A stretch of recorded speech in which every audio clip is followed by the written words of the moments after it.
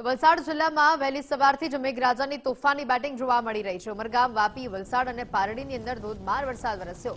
વાપી શહેરને જોડતા અંડરપાસમાં વરસાદી પાણી ભરાયા છે।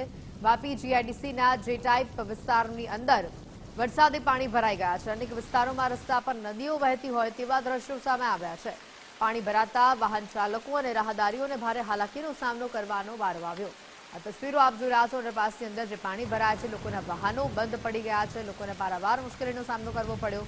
કેટલાક લોકો પોતાના વાહનોને રસ્તા પર મૂકીને જ જતા રહેવા મજબૂર બન્યા। અંડરપાસની અંદર ઘૂંટણસમા પાણી ભરાયેલા જોવા મળ્યા છે। વધુ વિગતો સાથે સંવાદદાતા પ્રિયાંક પટેલ જોડાયા છે ફોનલાઈન ઉપર। પ્રિયાંક, જે પ્રકારે વલસાડની અંદર જે વરસાદી માહોલ જામેલો જોવા મળી રહ્યો છે, કેટલાય અંડરપાસોની અંદર પાણી ભરાયા છે, રાહદારીઓ, વાહન ચાલકોને પરિસ્થિતિનો સામનો કરવો પડી રહ્યો છે, વિગતો શું?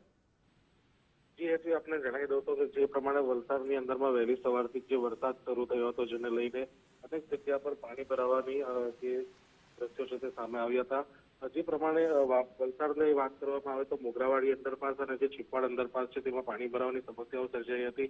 સમગ્ર ઘટનાને લઈને જે રાહદારીઓ હતા તેમને 10 થી 15 કિલોમીટર જેટલો ચકરાવો જોવા મળ્યો હતો। સાથે લોકો જીવના જોખમે આ જે અંડરપાસ છે તેમાંથી પસાર થવા માટે મજબૂર બન્યા હતા। બિલકુલ પ્રિયાંક, આભાર વિગતો બદલ।